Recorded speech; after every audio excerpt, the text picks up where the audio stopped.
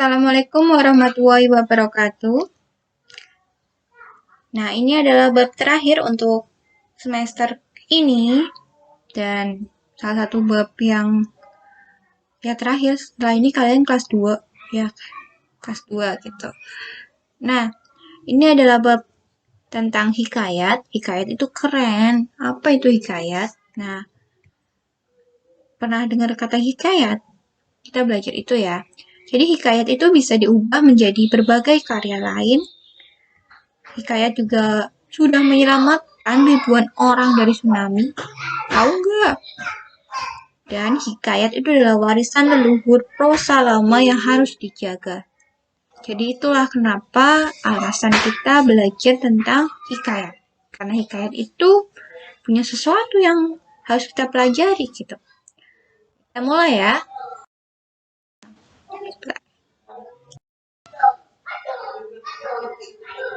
Nah, hikayat ini termasuk prosa lama dalam sejarah sastra. Jadi prosa itu ada dua, prosa baru dan prosa lama. Jadi prosa lama itu prosa yang sudah ada sejak zaman dahulu yang ada di Indonesia. Sedangkan prosa baru itu ya prosa yang kalian baca sekarang. Prosa itu kayak cerpen, novel, kayak gitu. Nah, prosa lama zaman dahulu disebut dengan hikayat. Nah, apa bedanya sih dengan prosa baru? Prosa lama itu memiliki bahasa yang arkais, jadi bahasa Melayu lama. Nanti tentang Melayu lama atau Melayu tinggi kalian bisa nanti klik ada video tentang bagaimana sih bahasa Indonesia itu lahir gitu. Nah, bahasa Indonesia lahir itu dari bahasa apa gitu. Apakah bahasa dari luar negeri? Nah, bahasa Indonesia itu berasal dari bahasa Melayu Riau. Nah, untuk lebih lengkapnya boleh nonton video yang sudah dijelaskan nanti ada di bawah. Itu tentang bagaimana bahasa Indonesia itu terbentuk gitu. Kalau kalian penasaran bagaimana sih bahasa yang kalian gunakan itu dibuat, asal-usulnya dari mana gitu, kenapa bisa disebut bahasa Indonesia. Nah, itu bisa kalian tonton di video yang Ibu lampirkan di deskripsi ya. Nah, lanjut. Jadi prosa lama, karena prosa yang sudah ada zaman dulu, kalau yang namanya prasasti dan lain-lain kan harus dijaga tuh, termasuk hikayat juga, karena itulah warisan leluhur gitu. Nah, selain itu juga memiliki nilai yang baik. Jadi zaman dahulu kan kalian tahu ya, orang-orang zaman dulu tuh lebih ke kayak apa ya? Ya belum tahu pendidikan gitu. Jadi kayak misalnya kalau di Arab itu perempuan dibunuh, anak perempuan dibunuh dan lain-lain itu kan bisa. Nah, itu termasuk di Indonesia juga seperti itu. Jadi hal-hal buruk itu banyak sekali terjadi di zaman dulu karena itu ada hikayat. Hikayat itu yang mengajari tentang nilai-nilai yang baik. Namanya juga sastra. Sastra itu adalah bahasa memiliki nilai yang baik. Itu nilai-nilai moral gitu. Yang menggunakan bahasa arkais itu bahasa yang zaman dahulu, bahasa yang Melayu itu. Nah, bersifat anonim. Nah, bedanya dengan prosa baru itu prosa lama memiliki sifat anonim atau tidak memiliki tidak diketahui penulisnya siapa karena tersebar dari kalau bahasanya tuh mulut ke mulut gitu. Jadi nggak ditulis, tapi karena itu warisan leluhur akhirnya hikayat itu ditulis gitu sekarang. Tapi ya karena tidak diketahui penulisnya jadi anonim. Itu adalah kenapa kalian harus eman-eman gitu kalau hilang atau gak dipelajari. Nah, jenis-jenis hikayat itu ada beberapa. Yang pertama adalah hikayat asli yang mendapat pengaruh Islam. Jadi hikayat asli yang mendapat pengaruh Islam ini adalah hikayat yang berasal dari bangsa dari agama Islam. Jadi hikayat aslinya maksudnya hikayat yang ada di Indonesia tapi mendapat pengaruh Islam. Nah, contohnya adalah hikayat Hang Tuah hikayat si miskin, dan sebagainya. Jadi ada bahasa-bahasa Islamnya, ada Assalamualaikum, ada ya bahasa Arabnya gitu. Nah, lalu bedakan dengan hikayat pengaruh Jawa dan Sumatera. Nah, pengaruh Jawa dan Sumatera itu pasti lebih ke ada pendekar-pendekarnya kayak gitulah. Hikayat Panji Semirang, hikayat Indrajaya, atau Angling Dharma, hikayat Semong. Nah, ini juga lokalitas, biasanya lokalitas. Jadi berasal dari daerah hikayat ini. Lalu hikayat pengaruh Hindu. Nah, Indonesia ini kan memiliki banyak pengaruh ya. Jadi karena Indonesia itu adalah sentral, jadi Indonesia itu sebenarnya wow banget gitu, sampai-sampai jadi tempat perdagangan zaman dulu sampai zaman sekarang. Ada India. Nah, India ini membawa pengaruh Hindu, agama Hindu ke Indonesia, sehingga mereka juga membawa hikayat, cerita-cerita tentang ya pastinya ada agama-agama Hindunya, yaitu ada hikayat Sirama, hikayat Pandawa, ada hikayat Sinta, dan sebagainya. Nah, lanjut ke hikayat Arab Persia. Jadi ada Arab datang ke Indonesia. Arab Persia itu berdagang juga di Indonesia, akhirnya juga membawa hikayat-hikayatnya hampir sama dengan pengaruh Islam itu. Tapi kalau yang pertama itu hikayat asli, jadi ada di Indonesia sebenarnya, cuma terpengaruh agama Islam. Nah, sedangkan hikayat Arab Persia itu dibawa dari Arab Persia ke Indonesia, jadi itu asalnya dari Arab Persia.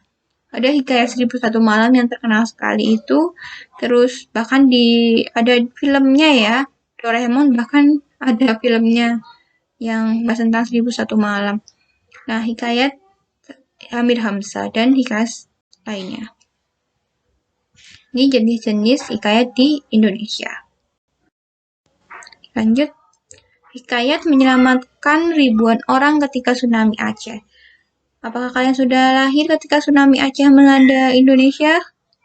Nah, tsunami Aceh itu wow banget, sampai ke luar negeri juga kerasa goncangannya. Itu adalah tsunami besar yang pernah terjadi di Indonesia. Nah, dan hikayat menyelamatkan banyak orang dari tsunami itu. Kok bisa ya? Masih ingat tsunami Aceh kan? Nah, ternyata ada kisah menarik dari tsunami yang menelan ribuan orang itu. Jadi korbannya tuh banyak sekali. Bahkan ya kalau kalian nonton di YouTube, coba dibuka itu sampai bangunan-bangunan tuh rusak semua gitu. Bahkan kapal-kapal bisa sampai daratan gitu. Tsunami-nya sangat besar.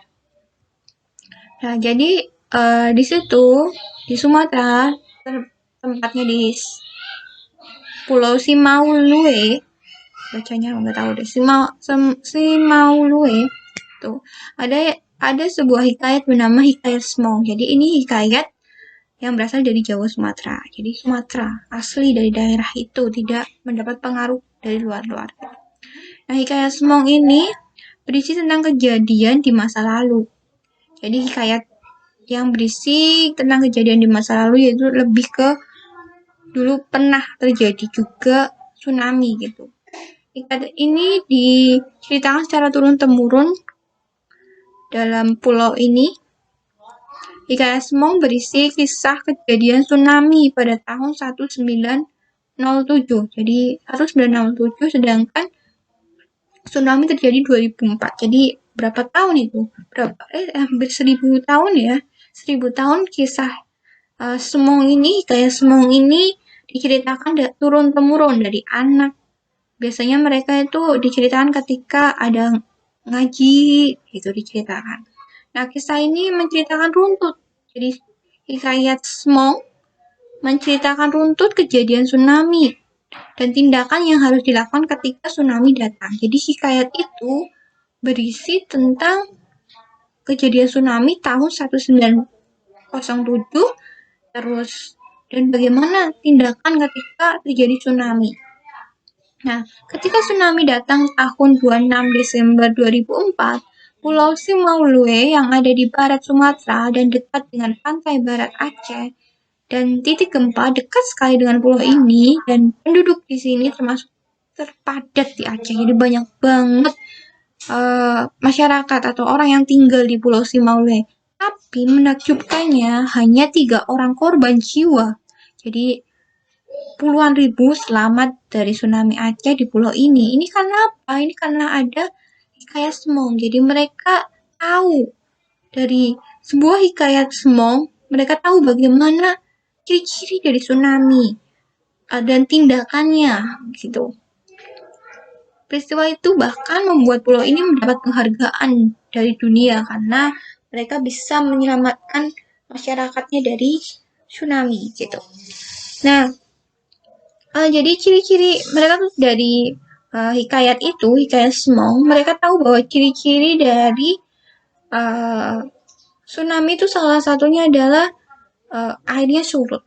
Jadi saat kejadian tsunami Aceh, itu airnya surut dan air kan keluar, ikan itu keluar kan. Nah, karena itu banyak orang-orang yang malah datang ke laut, bukan malah melarikan diri karena mereka doa ini surut, ikan-ikan pada keluar muncul gitu kan. Terus apa ya namanya terjebak di karang-karang. Nah, mereka langsung mengambil ikan, tapi beda dengan masyarakat di sini, masyarakat Simaulue, dia tahu bahwa yang kalau air surut berarti akan terjadi tsunami. Mereka langsung pergi ke daratan yang lebih tinggi gitu. Dan karena itulah mereka bisa selamat. Itu hebatnya hikayat Semong. Oke, lanjut ya. Bisa diubah menjadi berbagai karya lain. Nah, hikayat itu nanti kalian bisa baca cerita hikayat di LKS itu banyak. Di LKS itu banyak hikayat-hikayat, jadi kalian bisa baca apa bedanya cerpen dan hikayat, kalian harus baca dulu kan bisa membedakan. Nah, hikayat itu bisa diubah menjadi berbagai karya lain atau disebut aliwahana. Apa saja itu? Nah, hikayat bisa menjadi cerpen, hikayat bisa menjadi film, bisa menjadi drama, bisa menjadi puisi, dan banyak lagi. Itu semua karena dalam hikayat ada unsur intrinsik dan ekstrinsik.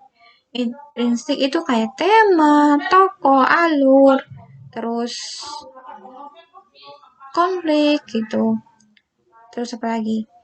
Pesan moral, nah itu. Nah, ekstrinsik itu kan penulisnya. Jadi itu dan sebagainya itu ada situ. Nah, itu saja tentang bab hikayat. Jadi kalian bisa baca hikayat-hikayat di LKS. Untuk penilaian bab hikayat, oh ya jika kalian ingin bertanya silakan tulis di kolom komentar ya. Sekalian untuk nilai keaktifan. Penilaian bab hikayat yang pertama adalah cari syair hikayat Semong di internet. Tulis di kertas, kemudian bandingkan dengan video cerita Semong. Jadi ada video cerita Semong si raksasa laut. Ini pengubahan dari hikayat Semong menjadi cerita anak gitu. Jadi ada pengubahan kan tadi Ibu jelaskan bahwa hikayat bisa diubah menjadi bahasa yang lebih sederhana agar bisa diketahui lebih banyak. Nah, hikayat Semong ini kalian cari syairnya di internet. Kemudian kalian bandingkan dengan video cerita Semong si raksasa laut. Nanti link videonya Ibu taruh di deskripsi ya. Terus setelah itu apa saja yang dibandingkan, nanti ditulis ya perbandingannya.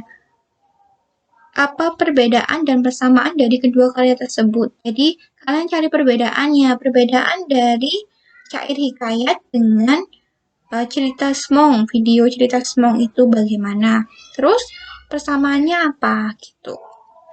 Lihat dari unsur intrinsik dan ekstrinsik. Nah, ini buka LKS. Di situ ada unsur intrinsik dan ekstrinsik. Dijelaskan tentang temanya apakah sama, konfliknya apakah sama, atau tokohnya ada nggak, kalau di dalam syair ada nggak tokohnya, apa di dalam video cerita Semong itu ada tokohnya atau tidak. Nah, itu dibedakan. Terus apalagi alurnya apakah sama dengan video cerita Semongnya, apakah sama dengan syair hikayat. Nah, pesan moralnya apakah sama atau tidak? Nah, itu kita akan buka di LKS. Tugas itu tulis di folio dan selipkan di LKS. Kumpulkan sebagai tugas akhir bersama LKS yang sudah diisi dari bab 1 sampai 4 di meja saya. Seminggu sebelum pas ya. Ini sebagai nilai penutup untuk semester ini. Jadi bab 1 sampai bab 4 itu di pilihan gandanya saja cukup. Terus kalian kerjakan tadi perbandingan antara hikayat Smong dan cerita Smong si raksasa laut. Selipkan di LKS. LKS-nya sudah diisi juga. Terus kalau kalian ada tugas-tugas yang belum dikumpulkan dari bab 1, 2, 3, 4, terus semester ini silakan dikumpulkan sekalian diselipin aja di dalam LKS-nya. Gitu ya. Apa ya? Ibu sih cuma menyarankan kalian mengumpulkan. Hak kalian mau mengumpulkan atau tidak. Tapi hak ibu untuk memberi nilai. Nilai itu hak yang buat haknya ibu lah nulis nilai gitu. Jadi jangan sedih kalau misalnya nilai kalian ya sesuai dengan apa yang kalian perjuangkan gitu. Ibu bakalan ngasih nilai sesuai dengan apa yang kalian perjuangkan. Gitu sih. Kalau kalian berjuang dengan kuat, ya ibu kasih nilai besar. Kalau kalian berjuangannya lemah lembut gitu, ya sesuai aja gitu. Jadi itu hidup kalian, jadi kalian yang tahu harus bagaimana gitu. Oke, sudah selesai. Jika ada pertanyaan silakan tanyakan di kolom komentar ya. Ibu pamit. Assalamualaikum warahmatullahi wabarakatuh.